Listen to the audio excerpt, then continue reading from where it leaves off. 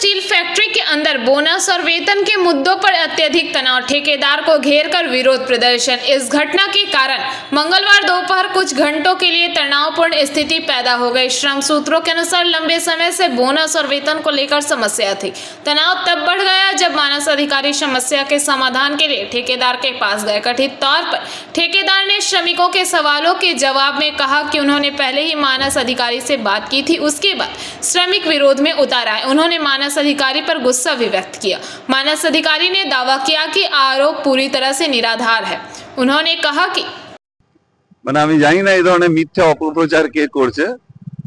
আজকে আমরা ইউনিয়ন অফিসে ছিলাম প্ল্যান্টের, তো সেখানে হঠাৎ আমরা খবর পাই ছায়া কনস্ট্রাকশনের যে সুপারভাইজার তিনি একজন কন্ট্রাক্টর ওয়ার্কারকে ঘাড় ধাক্কা দিয়ে বের করে দিয়েছিলেন। তিনি ফাইনালে দাবি করতে গিয়েছিলেন, তো ওখানে ওকে ঘাড় ধাক্কা দিয়ে বের করা যাওয়া।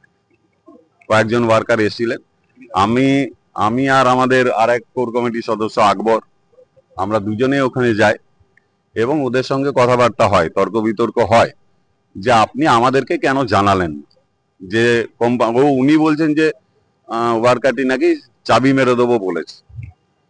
আমরা বললাম যে আপনারা আমাদেরকে কেন বললেন না, আমরা তো ছিলামই এখানে। তো না করে আপনি ঘাড় ধাক্কা দিয়ে দিচ্ছেন একজন কন্ট্রাক্টর ওয়ার্কারকে, এটা ঠিক না।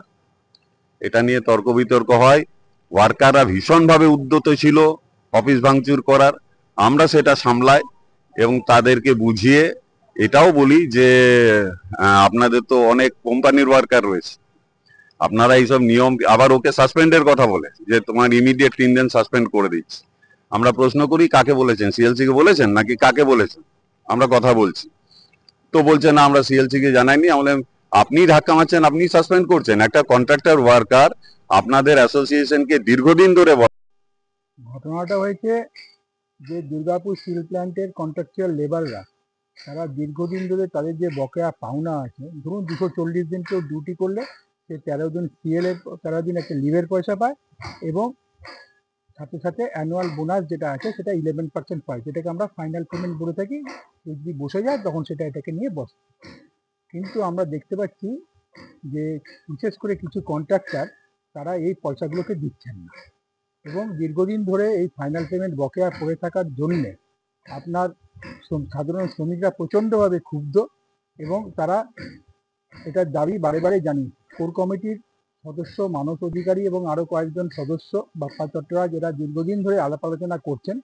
আজকে আমার কাছে একটু আগে যে খবরটা এসছে সেটা হচ্ছে মানস অধিকারী গেছিলেন আলোচনা করতে এবং সেখানে যখন ওয়ার্কাররা ঢোকে তখন কন্ট্রাক্টরের তরফ থেকে, ছায়া কনস্ট্রাকশনের তরফ থেকে নাকি বলা হয় যে মানসবাবুর সঙ্গে কথা হয়ে গেছে। এই কথাটা কতটা সত্য আমি জানি না, কিন্তু এই খবর পাওয়ার পরই সাধারণ শ্রমিকরা তারা মানস অধিকারীকে জিজ্ঞাসাবাদ করে এবং সেই জিজ্ঞাসাবাদের বহিঃপ্রকাশ খানিকটা হয়তো রূঢ়ভাবে হয়েছে, তবে সেরকম ঘটনা কিছু ঘটেনি।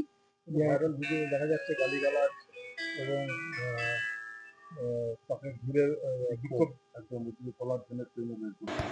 दुर्गापुर से निमाई दास की रिपोर्ट, पीवीटीवी न्यूज़।